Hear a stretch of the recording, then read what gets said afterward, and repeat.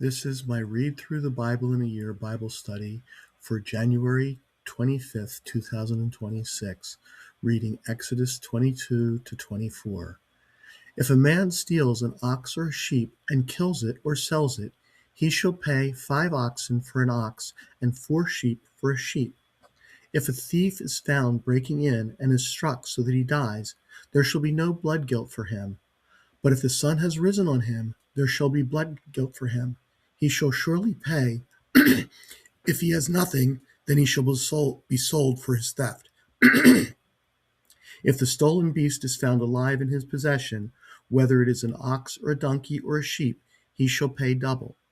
If a man causes a field or vineyard to be grazed over, or lets his beast loose, and it feeds in another man's field, he shall make restitution from the best of his own field and in his own vineyard. If a fire breaks out and catches in thorns, so that the stacked grain or the standing grain or the field is consumed, he who started the fire shall make full restitution. If a man gives to his neighbor money or goods to keep safe, and it is stolen from the man's house, then, if the thief is found, he shall pay double.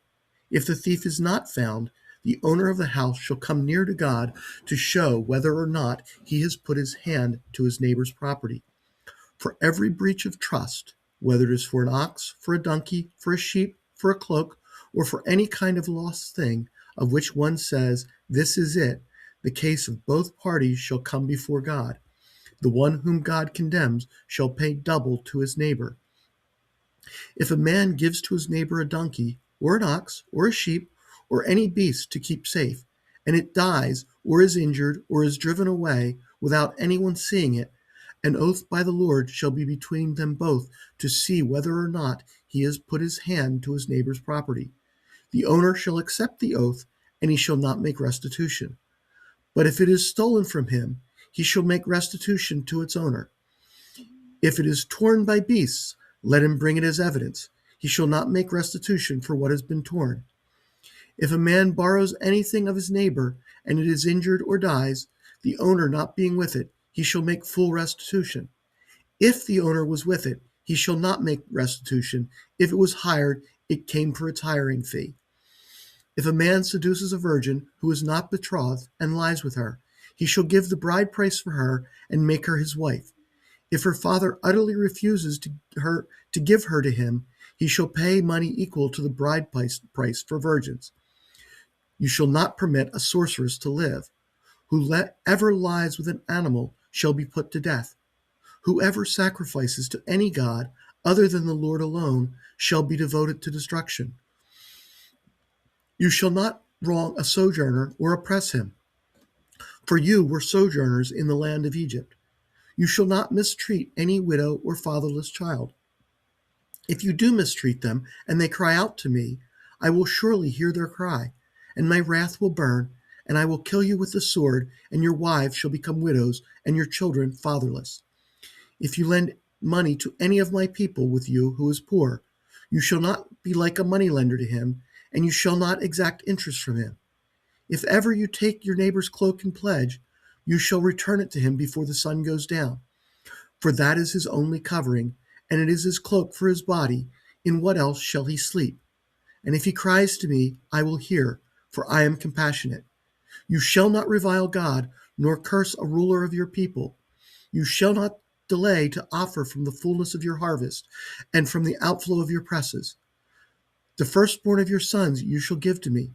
You shall do the same with your oxen and with your sheep. 7 days it shall be with its mother. On the 8th day you shall give it to me. You shall be consecrated to me. Therefore you shall not eat any flesh that is torn by beasts in the field. You shall throw it to the dogs. You shall not spread a false report. You shall not join hands with a wicked man to be a malicious witness. You shall not fall in with the many to do evil, nor shall you bear witness in a lawsuit siding with the many so as to pervert justice, nor shall you be partial to a poor man in his lawsuit. If you meet your enemy's ox or his donkey going astray, you shall bring it back to him. If you see the donkey of one who hates you lying down under its burden, you shall refrain from leaving him with it. You shall rescue it with him. You shall not pervert the justice due to your poor in his lawsuit. Keep far from a false charge, and do not kill the innocent and righteous. For I will not acquit the wicked, and you shall take no bribe, for a bribe blinds the clear-sighted and subverts the cause of those who are in the right. You shall not oppress a sojourner. You know the heart of a sojourner, for you were sojourners in the land of Egypt. For 6 years you shall sow your land and gather in its yield. But the 7th year you shall let it rest and lie fallow, that the poor of your people may eat, and what they leave the beasts of the field may eat. You shall do likewise with your vineyard and with your olive orchard. 6 days you shall do your work, but on the 7th day you shall rest, that your ox and your donkey may have rest, and the son of your servant woman and the alien may be refreshed. Pay attention to all that I have said to you, and make no mention of the names of other gods, nor let it be heard on your lips. 3 times in the year you shall keep a feast to me. You shall keep the feast of unleavened bread, as I commanded you. You shall eat unleavened bread for 7 days at the appointed time in the month of Abib, for in it you came out of Egypt. None shall appear before me empty-handed. You shall keep the feast of harvest, of the first fruits of your labor, of what you sow in the field, and you shall keep the feast of ingathering at the end of the year, when you gather in from the field the fruit of your labor. 3 times in the year shall all your males appear before the Lord your God. You shall not offer the blood of my sacrifice with anything leavened, or let the fat of my feast remain until morning. The best of the first fruits of your ground you shall bring into the house of the Lord your God. You shall not boil a young goat in its mother's milk. Behold, I send an angel before you to guard you on the way, and to bring you to the place I have prepared. Pay careful attention to him and obey his voice. Do not rebel against him, for he will not pardon your transgression, for my name is in him. But if you carefully obey his voice and do all that I say, then I will be an enemy to your enemies and an adversary to your adversaries. When my angel goes before you and brings you to the Amorites and the Hittites and the Perizzites and the Canaanites, the Hivites and the Jebusites, and I blot them out, you shall not bow down to their gods, nor serve them, nor do as they do, but you shall utterly overthrow them and break their pillars in pieces. You shall serve the Lord your God, and he will bless your bread and your water, and I will take sickness away from among you.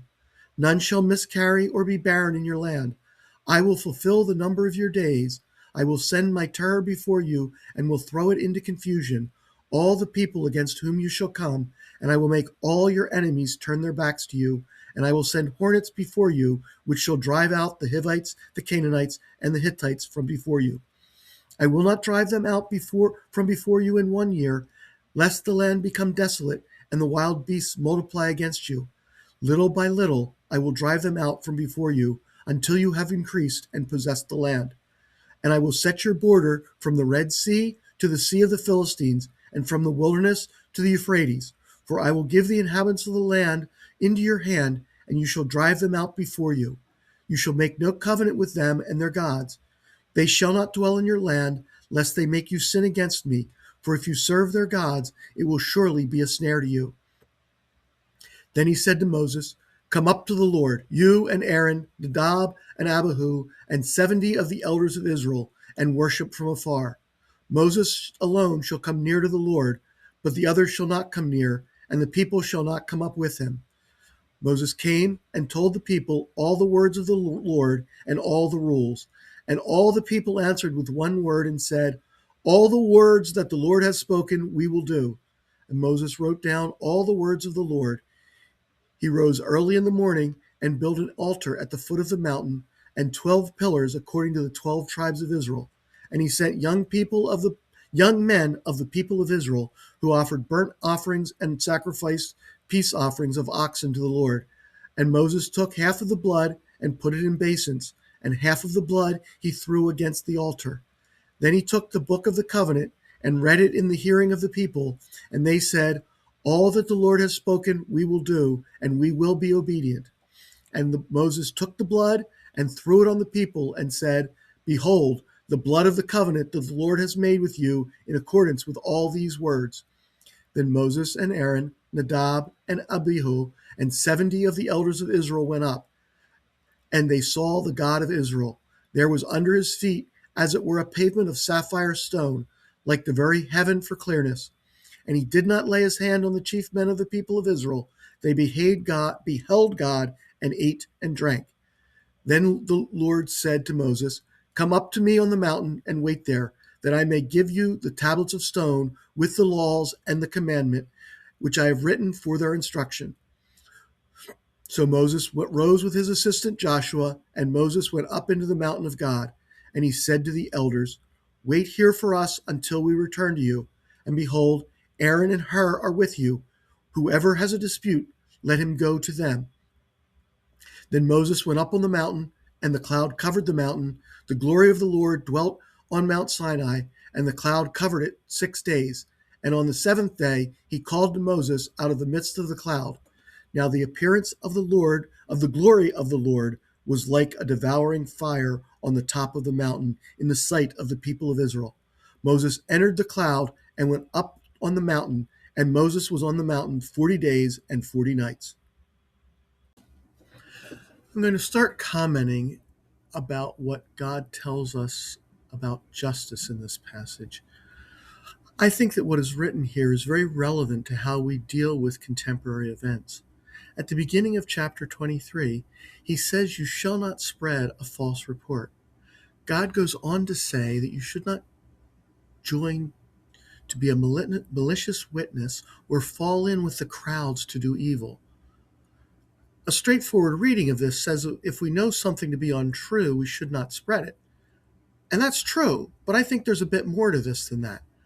I think that the idea of not spreading a false report means that we should check the facts about stories we see and get before we pass them on. Make sure that the facts that we know in the story are really the actual facts. And I think there's more to what it says about justice. In fact, when it talks about not being partial, it starts by telling us not to be partial to the poor man. Do not favor the poor over the wealthy. Then a little later, it warns us against perverting justice, the justice due to the poor man. Don't deprive the poor man of justice. I think this makes it clear that we should not be on the side with the poor or on the side with the rich. Instead, we should side with justice and with what is right. It talks about not taking a bribe. That's something that favors the rich. It's don't favor the poor man because he's poor. Don't favor the rich man because he's rich or because he'll reward you for doing so. Then, in a related command, God tells us not to oppress the sojourner. Many other translations say foreigner. I think being aware of both ways to translate the Hebrew helps us see what is meant here more clearly. This is relevant to the current controversy over immigration law enforcement in the United States, but not in the way that anti-ICE protesters interpret it when they bring it up. However, the other side dismisses it too lightly as well. In order to understand why I think this command is a problem for those who oppose immigration law enforcement, we need to look at one of the early arguments against deporting those who had not followed the legal procedure for entering the country. But if we deport them, who is going to do those jobs? Those making that argument are admitting that those who did not have proper documents to be in this country were being oppressed.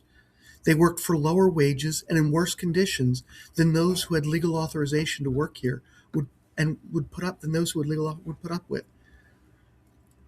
On the other hand, many of those who support the deportation of those who do not have legal authorization to be here are unconcerned with reports that they are being mistreated by the authorities, which ties back to the command to not spread false reports.